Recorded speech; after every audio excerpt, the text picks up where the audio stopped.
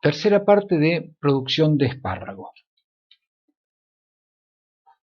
Veamos ahora las labores culturales. Tapar el surco. Como explicábamos anteriormente, en el primer año podemos llegar a tapar completamente el surco en el espárrago verde. En el espárrago blanco a veces necesitamos un segundo año para poder hacerlo porque está colocado a mayor profundidad. Todos los años se hace el desbrozado, o sea, el desbrozado es eliminar la parte seca, la parte aérea que está seca durante el invierno, y ese desbrozado, esa parte de materia orgánica puede ser incorporada con una rastra muy suave como para agregar un poco de materia orgánica en el suelo. Por eso es importante incorporar la broza en estos casos. Hacer los surcos de riego, especialmente en lugares en lugares secos, en lugares que dependen del riego, donde el riego por surco, en este caso, es el sistema de riego probablemente más simple y más eficaz, dada la profundidad que tienen las raíces de espárrago. Y en el espárrago blanco, todos los años hay que alomar y desalomar. Esto significa que nosotros cuando llega el invierno, hacemos el desbroce, podemos incorporar en ese momento la broza. Cuando empieza la primavera, antes que empiece a aparecer los primeros turiones, armamos un lomo que vamos a dejar hasta que termine la cosecha. Ese lomo, el primer año de cosecha, nuestra cosecha va a ser muy corta, va a ser alrededor de unos un mes o 20 días. Entonces armamos el lomo. Cuando terminamos la cosecha, que se va a determinar por la calidad de turión que está apareciendo y por el follaje que haya tenido los años anteriores, a partir de ese momento entonces borramos el lomo y dejamos todo en plano para que la planta pueda crecer y foliar. En el segundo año armamos el lomo también, digamos, a principios de agosto. Entonces va a estar todo agosto, todo septiembre e inclusive octubre, y a partir de ahí terminamos la cosecha. Cuando decidimos que terminamos la cosecha, sacamos el lomo y la planta sigue produciendo turiones, pero básicamente va a producir hojas. Y el tercer año y los años subsiguientes, la tercera cosecha, lo que hacemos el lomo también mediados de agosto, y este lomo va a quedar hasta fines de diciembre, que es cuando sí vamos a desalomar, a eliminar el lomo para permitir que la planta forme sus hojas, que es la forma en la cual van a formarse las reservas, a generarse las reservas para la próxima cosecha. Entonces, en el blanco, el trabajo extra es alomar y desalomar todos los años. El control de malezas, en general, puede ser mecánico o puede ser químico.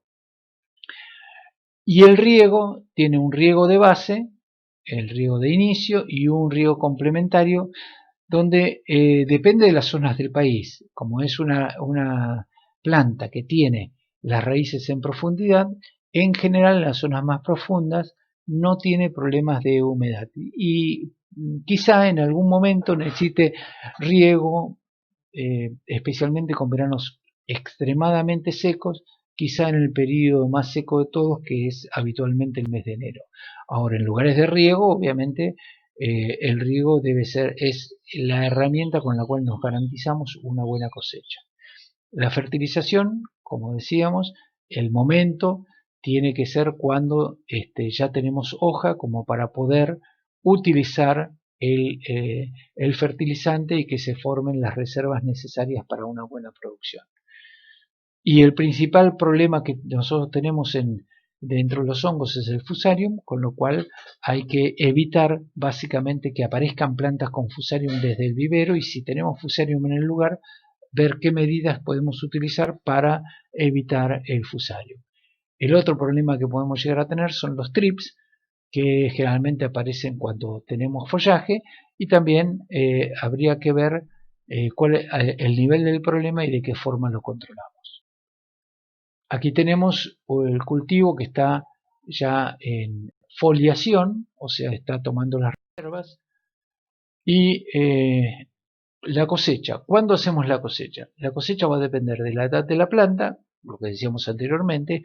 Al principio se hace una cosecha corta, como para siempre lo que tenemos que preservar es una buena cantidad de raíces y un buen rizoma como para asegurarnos la cosecha de los años venideros.